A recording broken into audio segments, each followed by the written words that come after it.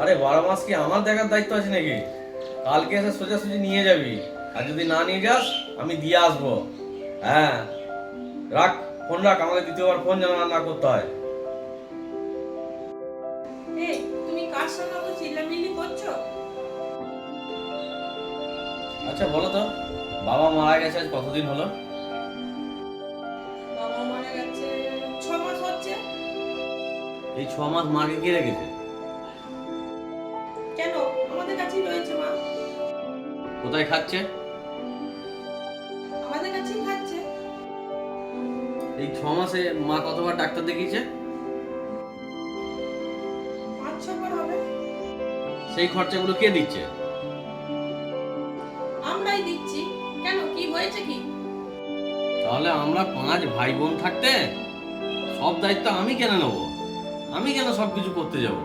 ভাগ তো তারাও নিয়েছে, তাহলে তারা কেন করছে না?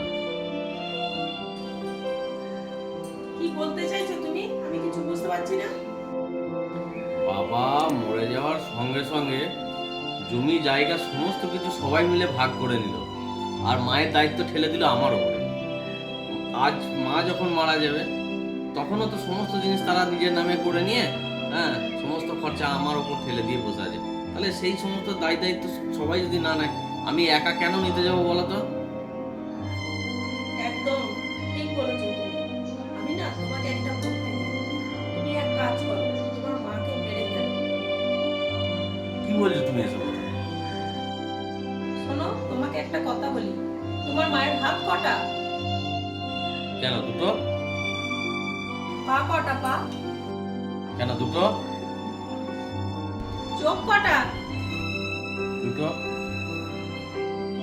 তাহলে তোমরা ভাই বোন কজন? 5 জন। তোমার মা তোমাদের 5 ভাই বোনকে একসঙ্গে কোলে পিঠে করে মানুষ করেছে, কখনো কাউকে আলাদা করেনি। কিন্তু তোমরা 5 ভাই বোন থাকা সত্ত্বেও একজন মায়ের দায়িত্ব নিতে পারছো না। যখন তোমার বাবা মরে গেল, তোমার বাবাকে দাহ করে আসার পরই তোমরা 5 ভাই বোনের বসে পড়লে সম্পত্তি ভাগাভাগি করতে। সম্পত্তি ভাগাভাগি করে নিলে, কিন্তু তোমার 4 ভাই বোন চালাকি করে মাকে তোমার ঘাড়ে চাপিয়ে দিয়ে ওরা চলে গেল। তারপরে তুমি নিয়ে এলে, নিয়ে এসে তুমি কি মাকে ভালো রেখেছো? তুমি না মায়ের খাওয়া দেখতে পারো, না শোয়া দেখতে পারো, শুধু দেখতে পাও টাকার হিসাব, তাই তো? আরে বাবা, সব দায়িত্ব কি আমি একা ঘাড়ে নেবো? 5 ভাই বোন থাকতে তারা কি দায়িত্ব নেবে না? সব দায়িত্ব আমার। তোমরা এক কাজ করো, তোমাদের যখন খরচা চালাতে অতই অসুবিধা হচ্ছে, মন্দিরে দান বাক্স থেকে 5 ভাই বোনের কিছু দানের পয়সা নিয়ে এসো, পাড়া প্রতিবেশীর কাছ থেকে কিছু জোগাড় করো, দিয়ে তারপরে তোমার মাকে বৃদ্ধাশ্রমে রেখে দিয়েছো, আর ওই টাকায় বৃদ্ধাশ্রম রেখে আসার খরচাটা চালাবে। কি বলো, আমার মাকে বৃদ্ধাশ্রমে রেখে আসবো আমি? তবে নয়তো কি? তোমাদের বাবার সম্পত্তির ভাগ নেওয়ার সময় তোমরা সবাই মিলে একসঙ্গে ভাগ নিয়ে নিচ্ছ, কিন্তু মা বাবাকে করতে হলেই তোমাদের কষ্ট। তার থেকে যদি তোমরা মন্দিরে দান বাক্স থেকে পয়সা নিয়ে এসো, নিয়ে এসে যদি মাকে বৃদ্ধাশ্রমে রাখো, তাহলে তোমাদের পকেট থেকে তো 1 টাকাও খরচা হবে না, তাই তো?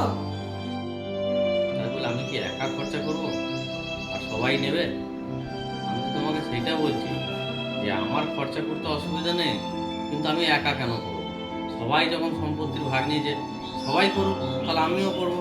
শুধু শুধু আমি একা কেন করবো?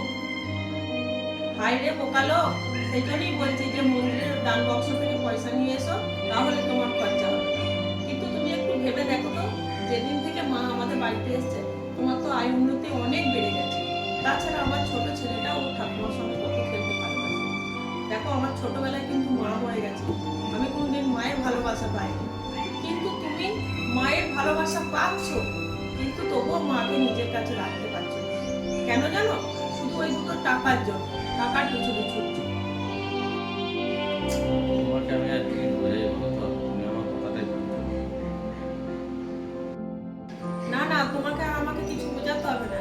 তুমি যদি মায়ের ব্যাপারে এই টাকা পয়সা নিয়ে কিছু ভাবো, সেই দিনই কিন্তু আমার ছোট ছেলের হাতটা ধরে আমি বাড়ি থেকে বেরিয়ে যাবো। তুমি থেকো তোমার এই টাকা পয়সা নিয়ে। ঠিক আছে, এরপর থেকে আমি কারোর ওপর চাপিয়ে কোনো কথা বলবো না। ভাইরা কি করলো, বোনরা কি করলো, আমি দেখতে যাবো না। মা আমার কাছেই থাকুক, সারা জীবন থাকুক। আমি আর কোনোদিন এই বিষয় নিয়ে